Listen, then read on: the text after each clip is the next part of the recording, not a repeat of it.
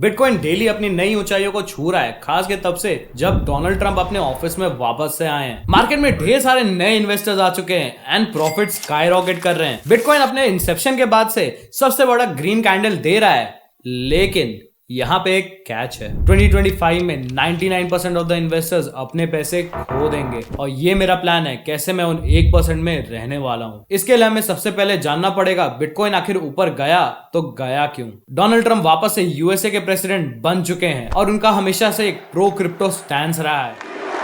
Well, I want to thank you all very much. उन्होंने promise करा है वो रेगुलेटरी चेंजेस लेके आएंगे in favour of crypto. Donald Trump ने ऑफिस में आते ही तुरंत एक डिसीजन लिया है कि वो गैरी गेंसलर जो एसईसी के हेड हैं उन्हें रिप्लेस करेंगे विद अ पर्सन जो प्रो क्रिप्टो स्टैंड रखता होगा, बिल्कुल ट्रम्प की तरह, जिस कारण से क्रिप्टो के इन्वेस्टर्स को एक बहुत ही ज्यादा पॉजिटिव बूस्ट मिला है। रीजन नंबर 2 है मेजर कॉर्पोरेट इन्वेस्टमेंट्स। आज के डेट में माइक्रो स्ट्रेटेजी के पास 52,000 बिटकॉइन है जो कि टोटल होते हैं $4.2 billion as of recording of this video. ऐसे ही मेजर कॉर्पोरेट्स के बैकिंग के कारण बिटकॉइन आज एक स्टेबल पोजीशन होल्ड कर रहा है। रीजन नंबर 3 होने वाला है बिटकॉइन ईटीएफ। ऑलमोस्ट 1 साल हो चुका है बिटकॉइन ईटीएफ को लॉन्च हुए हुए, जिसके कारण एक बहुत ही ज्यादा नए क्लास ऑफ इन्वेस्टर्स बिटकॉइन में इन्वेस्ट कर रहे हैं। लोग अपने Roth IRA, 401k and retirement funds को भी बिटकॉइन ईटीएफ में इन्वेस्ट कर रहे हैं। ये ऐसे इन्वेस्टर्स हैं जो कि लॉन्ग टर्म होल्ड करते हैं, जिस कारण से बिटकॉइन की होल्डिंग्स बढ़ते जा रही है, वहीं उसकी सप्लाई कम होते जा रही है। एंड उसकी सप्लाई कम होने का सबसे बड़ा रीजन है हमारा अगला पॉइंट, जो कि है bitcoin halving. Bitcoin halving almost 1 साल पहले हुआ था, जिस कारण से बिटकॉइन का प्रोडक्शन रेट 50% से घट गया है। एक एग्जांपल से इसे समझते हैं। अगर बिटकॉइन हाफिंग के पहले 100 बिटकॉइन एक दिन में अगर निकलते थे, बिटकॉइन हाफिंग के बाद वो सिर्फ 50 रह जाएंगे।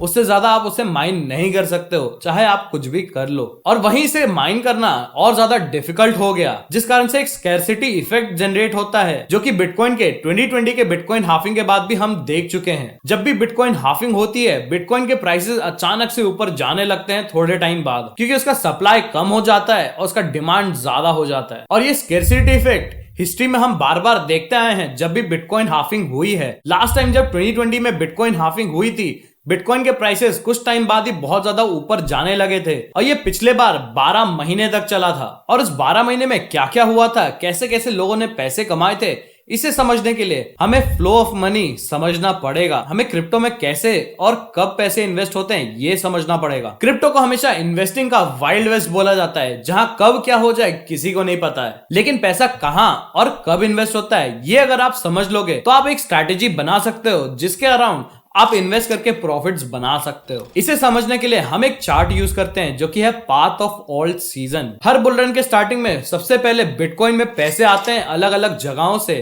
डिफरेंट टाइप्स ऑफ इन्वेस्टर्स इसमें इन्वेस्ट करने लगते हैं एंड वो बिटकॉइन को देखते हैं as the safest entry point in crypto currency. फिर थोड़े ही टाइम में आता है हमारा फेज नंबर 2, जो कि है इथीरियम ओवरलैप। जब बिटकॉइन में बहुत ज्यादा पैसे इन्वेस्ट हो जाते हैं, तब बिटकॉइन एक स्टेबल पोजीशन होल्ड करने लगता है और वहीं इथीरियम एक बेटर ऑप्शन बन जाता है टू इन्वेस्ट। एंड धीरे धीरे करके इथीरियम स्पॉटलाइट ले लेता है बिटकॉइन से और सबसे ज्यादा प्रॉफिटेबल कॉइन बन जाता है, क्योंकि उसमें सबसे ज्यादा पैसे घुस रहे होते हैं, उसकी डिमांड बहुत ज्यादा होती है और सप्लाई कम होते जाती है। फिर आता है हमारा फेज नंबर 3, जो कि है लार्ज कैप मेनिया, जहां पे लोग कई डिफरेंट लार्ज कैप कॉइन्स जैसे एडा, बीएनबी, एक्सआरपी, सोलाना, ये सारे डिफरेंट कॉइन्स में इन्वेस्ट करने लगते हैं, क्योंकि इथीरियम ऑलरेडी बहुत ज्यादा सैचुरेटेड एंड बहुत ही ज्यादा हाईली इन्वेस्टेड हो जाता है, तो उसमें प्रॉफिट्स नहीं बन रहे होते हैं। तो लोग लार्ज कैप कॉइन्स की तरफ अपना नजर डालते हैं और उसमें इन्वेस्ट करना चालू करते हैं। ये एक बहुत ही ज्यादा सुंदर अपॉर्चुनिटी होती है हमारे जैसे इन्वेस्टर्स के लिए भी पैसे कमाने के लिए, क्योंकि यहाँ पे ज्यादा रिटर्न्स मिलते हैं हमारे बिटकॉइन एंड इथीरियम से। वहीं एक सेफर बेट होता है हमारे फेज 4 के कॉइन से,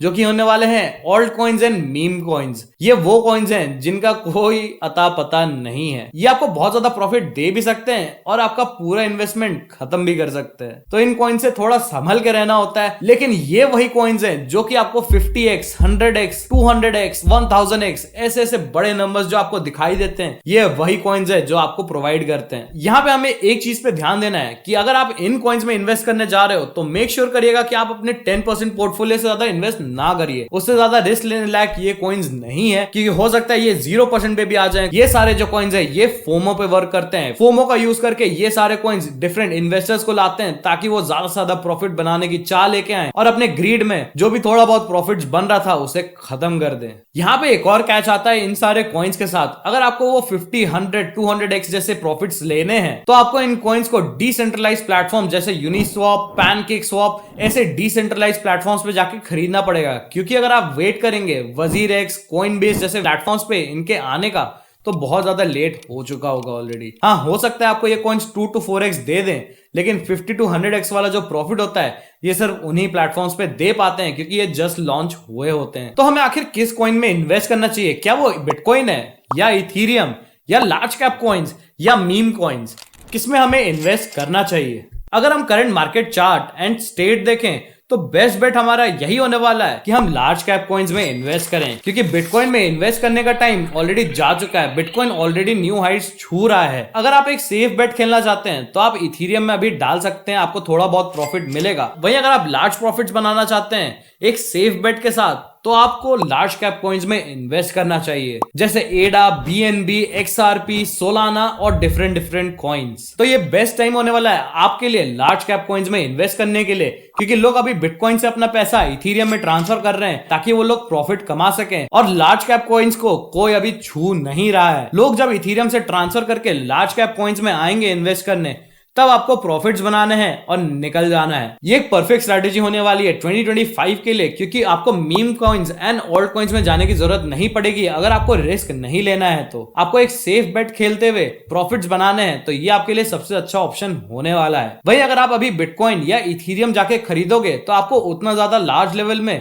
प्रॉफिट्स नहीं होने वाले हैं, क्योंकि ऑलरेडी ये एक हाई पोजीशन होल्ड कर रहे हैं एंड इस पे जाके वो स्टेबल हो जाएंगे। एंड अगर आप क्रिप्टो में नए हैं तो मेरा रिकमेंडेशन यही है कि अभी आप रुक जाओ। ये मीम कॉइन्स तक जाएगा इन्वेस्टिंग, फिर वापस मीम कॉइन से लार्ज कैप कॉइन्स में पैसे आएंगे, फिर इथीरियम में आएगा, फिर बिटकॉइन में आएगा।